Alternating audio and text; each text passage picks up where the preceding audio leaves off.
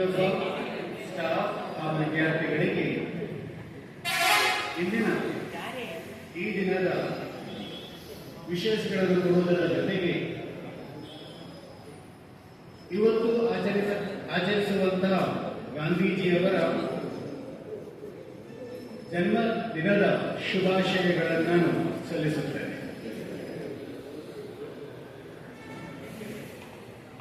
First of all, I want to congratulate the students who have completed their professional training in Trinity Institution. I congratulate each and every student who are successfully completed their career education, as well as today they have received their graduation certificate. I wish God blessing on them so that in the future here they can have a successful and bright career. The name Trinity indicates unity of three. ಮೂರು ವಿಷಯಗಳನ್ನಿದು ಒಳಗೊಂಡಿದೆ. ನಾವು religiously ನೋಡುವುದಾದರೆ trinity ಎಂದರೆ the father, the son and the holy spirit. ಇನ್ನೊಂದು ರೀತಿ ಹೇಳೋದಾದರೆ ಬ್ರಹ್ಮ, ವಿಷ್ಣು ಮತ್ತು ಮಹೇಶ್ವರ. ಹೀಗಿರುವಾಗ ಈ ಟ್ರಿನಿಟಿಯನ್ನು, ಟ್ರಿನಿಟಿ ಹೆಸರನ್ನು ನಿಮಗೆ ಅನ್ವಯಿಸುವುದಾದರೆ ಇದರಲ್ಲಿಯೂ ಮೂರು ವಿಷಯಗಳು ಅಡಕವಾಗಿವೆ. ಮೊದಲನೆಯದಾಗಿ ದ ನಾಲೆಡ್ಜ್, ಎರಡನೆಯದಾಗಿ ದ ಸ್ಕಿಲ್ಸ್ ಅಂಡ್ ಮೂರನೆಯದಾಗಿ ದ ವಿಲ್.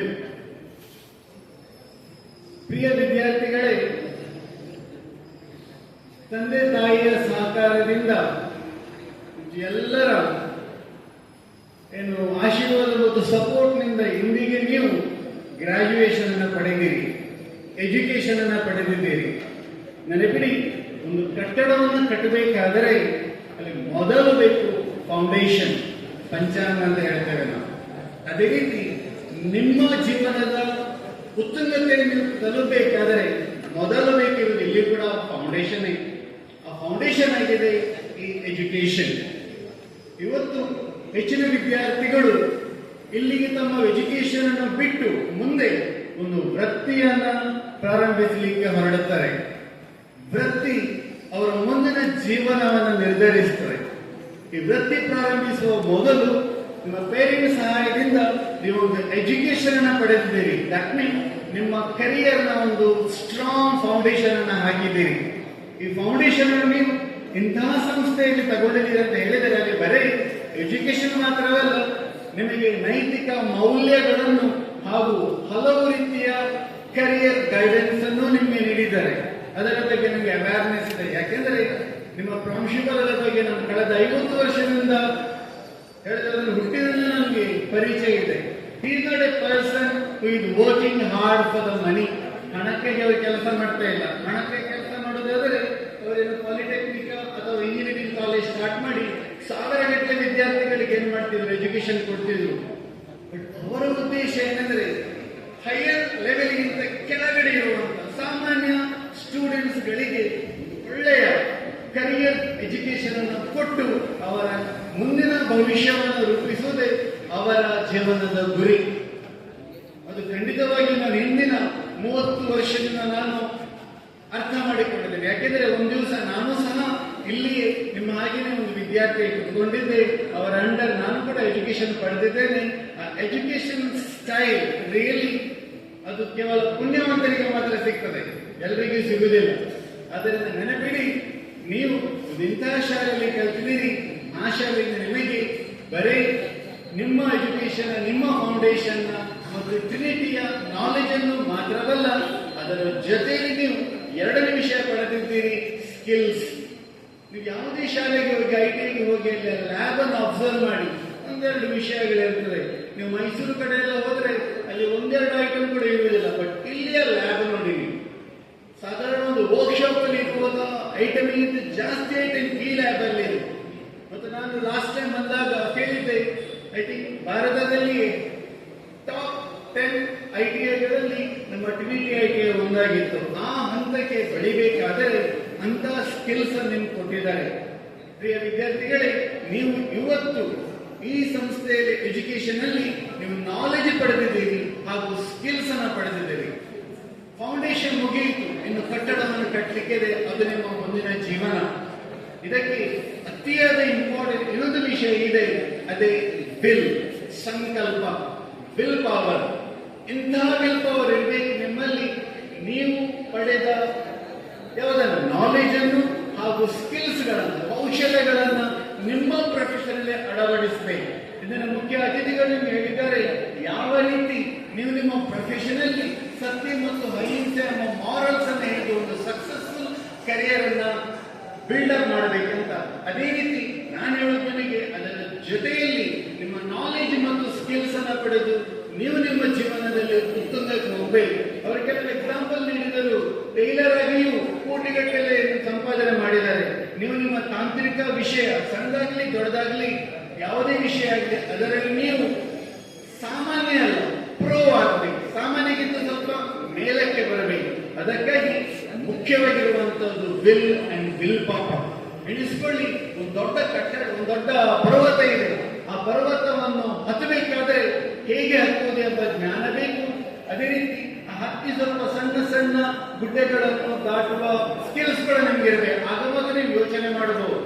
ಆದರೆ ಆ ಗುಡ್ಡವನ್ನು ನಿಜವಾಗಿಯೂ ಹತ್ತಬೇಕಾದ್ರೆ, ಆ ಪರ್ವತವನ್ನು ನಿಜವಾಗಿ ಏರಬೇಕಾದ್ರೆ ಮೊದಲಿರುವುದು ಒಂದು ಸಂಕಲ್ಪ, ವಿಲ್. ಅದೇ ರೀತಿ ನೀವು ನಿಮ್ಮ ಜೀವನದ ಟಾಪಿಕ್ ಹೋಗಬೇಕಾದ್ರೆ ಏನು ಎಜುಕೇಶನ್, ಏನಲ್ಲೀಗ ಸ್ಕಿಲ್ಸ್ ಅನ್ನು ನೀವು ಪಡೆದೀರಾ, ಅದನ್ನ ಬಳಸಿ ನೀವು ನಿಮ್ಮ ಕ್ಯಾರಿಯರ್ ಅನ್ನ ಬಿಲ್ಡ್ ಮಾಡುವಾಗ ಇನ್ನೊಂದು ವಿಷಯ ಹೇಳಲಿಕ್ಕೆ ನಾನು ಇಚ್ಛೆ ಪಡ್ತೇನೆ. ನಿಮ್ಮ ಕೆಲಸದ ಜೊತೆಯಲ್ಲಿ ಏನು ನೀವು ನಾಲೆಜ್ ಅನ್ನು ಪಡೆದಿದ್ದೀರಾ, ಆ ನಾಲೆಜ್ ಅನ್ನು ಡೇ ಬೈ ಡೇ ಏನ್ ಮಾಡಬೇಕಲ್ಲ, ಈಗ ಇಂಪ್ರೂವ್ ಮಾಡಬೇಕು. ನಾನು ಇದೇ ಟ್ರಿನಿಟಿ ಸಂಸ್ಥೆಯಲ್ಲಿ ಕಲಿಯುವಾಗ ಎಲೆಕ್ಟ್ರಾನಿಕ್ ವಿಭಾಗದಲ್ಲಿ ನನಗೆ ಸರ್ ಹೇಳಿಕೊಟ್ಟಿದ್ರು, PBC 81 ವಾಲ್ ಮತ್ತು EL 84 ವಾಲ್, ಇದೆಲ್ಲ ಸಾಧಾರಣ 1960 ಮಾಡೆಲಿನ ಎಲೆಕ್ಟ್ರಾನಿಕ್ ಐಟಮ್ಸ್ಗಳು. ನಾನು ಅದನ್ನೇ ಆ ನಾಲೆಜ್ ಅನ್ನು ಹಿಡಿದು ಇವತ್ತಿಗೆ ಇದ್ದದಾದರೆ ನನಗೆ ಈಗಿನ ಲೇಟೆಸ್ಟ್ ತಂತ್ರಜ್ಞಾನ ಬಗ್ಗೆ ಯಾವುದೇ ಆಗಲಿ ಇರಲಿಲ್ಲ. ನೀವು ಯಾವುದೇ ಫೀಲ್ಡ್ ಅಲ್ಲಿ ಇರ್ಬೋದು, ಆಟೋಮೊಬೈಲ್ ಫೀಲ್ಡ್ ಅಲ್ಲಿ, ಏರ್ ಕಂಡೀಷನಿಂಗ್ ಫೀಲ್ಡ್ ಅಲ್ಲಿ ಇಷ್ಟು ಡೆವಲಪ್ಮೆಂಟ್ ಆಗ್ತದೆ ಹೇಳಿದರೆ ನಿಮ್ಮ ಜ್ಞಾನ ಯಾವುದು ಇವತ್ತು ಇದೆ ಅದು 10 ವರ್ಷದ ನಂತರ ಉಪಯೋಗ ಬರುವುದಿಲ್ಲ. ಅದಕ್ಕೆ ಡೇ ಬೈ ಡೇ ನಿಮ್ಮ ವೃತ್ತಿಯಲ್ಲಿ, ನಿಮ್ಮ ಟ್ರೇಡಿನ ಬಗ್ಗೆ ಏನು ಹೊಸ ಆವಿಷ್ಕಾರಗಳು ಬರ್ತವೆ ಎಂಬುದರ ನಾಲೆಜ್ ಅನ್ನು ನೀವು ಪಡಿಬೇಕು. ಡೇ ಬೈ ಡೇ ನೀವು ಕೆಲಸ ಮಾಡಿ ನಿಮ್ಮ ಸ್ಕಿಲ್ಸ್ ಅನ್ನ ಪಡಿಬೇಕು. ಅದೇ ರೀತಿ ಮುಂದೆ ನಿಮ್ಮ ಜೀವನದಲ್ಲಿ ಸಕ್ಸಸ್ ಆಗಬೇಕಾದ್ರೆ ನಾನು ಜೀವನದಲ್ಲಿ ಏನಾಗಬೇಕೆಂಬುದು ಒಂದು ಸಂಕಲ್ಪ ನಿಮ್ಮಲ್ಲಿ ಇರಬೇಕು. ನೀವು ಇವತ್ತು 2 ವರ್ಷದ ಎಜುಕೇಶನ್ ಫಿನಿಶ್ ಮಾಡಿದ್ದೀರಾ, 5 ವರ್ಷದಲ್ಲಿ MBBS ಫಿನಿಶ್ ಮಾಡಿ ಹೊರಬಂದವರು ಇರ್ತಾರೆ, ಅಥವಾ 4 ವರ್ಷದಲ್ಲಿ ಇಂಜಿನಿಯರಿಂಗ್ ಮಾಡಿ ಹೊರಬರುವವರು ಇರ್ತಾರೆ. ಆದರೆ ನೀವು 2 ವರ್ಷವನ್ನು ಕಂಪ್ಲೀಟ್ ಮಾಡುವಾಗ ಅವರ MBBS ಕೂಡ ಮುಗಿಲಿಲ್ಲ, ಅವರ ಇಂಜಿನಿಯರಿಂಗ್ ಕೂಡ ಮುಗಿಲಿಲ್ಲ. ಅವರ MBBS ಮತ್ತು ಇಂಜಿನಿಯರಿಂಗ್ ಮುಗಿಸುವಾಗ ನೀವು ನಿಮ್ಮ 2 ವರ್ಷದ ITI ಜೊತೆಯಲ್ಲಿ 3 ವರ್ಷದ ಸ್ಕಿಲ್ಸ್ ಅನ್ನ, ಕೌಶಲ್ಯತೆಯನ್ನು ಪಡಿತೀರಿ. ಅದರಿಂದ ಅವರು ಫ್ರೆಶರ್ ಆಗಿ ಹೊರಬರುವಾಗ ನೀವು ಈ ವಿದ್ಯೆಯನ್ನು ಕಲಿಯಲಿಕ್ಕೆ ಎಷ್ಟು ಸ್ಪೆಂಡ್ ಮಾಡಿದ್ದೀರಾ ಅದರ 10 ಪಟ್ಟು ದುಡಿದು ಒಂದು ಸ್ಕಿಲ್ಡ್ ಪ್ರೊಫೆಷನಲ್ ಆಗಿ ನಿಮ್ಮ ಜೀವನದಲ್ಲಿ ಮುಂದೆ ಬರಬಹುದು. ಆದ್ದರಿಂದ once again my dear student, ನಿಮ್ಮ ನಾಲೆಜ್ ಏನು ಪಡೆದಿದ್ದೀರಿ ಅದನ್ನು ಡೇ ಬೈ ಡೇ ಎನ್ಹ್ಯಾನ್ಸ್ ಮಾಡಿ. ಮೊಬೈಲ್ ಅಲ್ಲಿ ರೀಲ್ಸ್ ಗಳ ಹಿಂದೆ ಹೋಗುವುದಕ್ಕಿಂತ ಒಂದು ಅರ್ಧ ಗಂಟೆ ನಿಮ್ಮ ಟ್ರೇಡಿನ, ನಿಮ್ಮ ಯೂನಿಟಿನ ಬಗ್ಗೆ, ಯಾವುದೇ ಇಲ್ಲ, ಆಟೋಮೊಬೈಲ್ ಇರಲಿ, ಕಂಪ್ಯೂಟರ್ ಇರಲಿ, ಅದರ ಬಗ್ಗೆ ಜ್ಞಾನವನ್ನು ವೃದ್ಧಿ ಮಾಡುವುದು ಮೊದಲನೇ ಕರ್ತವ್ಯ. ನಿಮ್ಮ ಸ್ಕಿಲ್ಸ್ ಅನ್ನು ಎನ್ಹ್ಯಾನ್ಸ್ ಮಾಡುವುದು, ಇಂಪ್ರೂವ್ ಮಾಡುವುದು, ಡೆವಲಪ್ಮೆಂಟ್ ಮಾಡುವುದು 2ನೇ ಕರ್ತವ್ಯ. ಮತ್ತು ಜೀವನದಲ್ಲಿ ಅತಿ ಮುಂದೆ ಹೋಗಬೇಕಾದ್ರೆ ಒಂದು ದೊಡ್ಡ ವಿಲ್ ಪವರ್ ನಿಮ್ಮಲ್ಲಿ ಇರುವುದು ಇನ್ನೂ ಮುಖ್ಯ. ಈ 3ರ ಫೌಂಡೇಶನ್ ಇವತ್ತು ಪಡೆದಿದ್ದೀರಿ.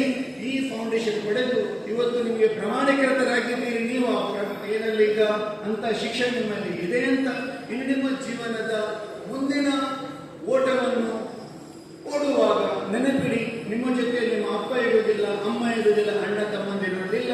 ಅಪ್ಪ ಅಮ್ಮನವರ ಕಂಫರ್ಟ್ ಝೋನ್ ಇಂದ ಹೊರಬಂದು ನಿಮ್ಮದೇ ಪ್ರಯತ್ನದಲ್ಲಿ ನಿಮ್ಮ ಕ್ಯಾರಿಯರ್ ನೀವು ಬಿಲ್ಡ್ ಮಾಡಲಿಕ್ಕೆ ಇರ್ತದೆ. ಹಲವು ಸಮಸ್ಯೆಗಳು ಬರ್ತದೆ, ಅದನ್ನು ಎದುರಿಸಿ ಮುಂದೆ ಮುಂದೆ ಹೋಗುವ ಛಲತೆ ನಿಮ್ಮಲ್ಲಿರ್ಬೇಕು, ದೃಢತೆ ನಿಮ್ಮಲ್ಲಿರ್ಬೇಕು. ಹಾಗೂ ಜೊತೆಯಲ್ಲಿ ಮಾರಲ್ಸ್ ವ್ಯಾಲ್ಯೂಗಳು ಏನು ನಮ್ಮ ಮುಖ್ಯ ಅತಿಥಿಗಳು ಹೇಳಿದ್ದಾರೆ ಅದನ್ನ ಪಾಲಿಸಿ ನಿಮ್ಮ ಜೀವನದಲ್ಲಿ ನೀವು ಸಕ್ಸಸ್ಫುಲ್ ಆಗಬೇಕಂತ ಹೇಳಿ ಭಗವಂತನಿಗೆ ಪ್ರಾರ್ಥಿಸಿ ನಿಮ್ಮೆಲ್ಲರಿಗೂ ಒಳ್ಳೆಯ ದಿನ ಹಾಗೂ ಮುಂದಿನ ಶೈಕ್ಷಣಿಕ ವರ್ಷವನ್ನೂ ನಾನು ಬಯಸ್ತೇನೆ.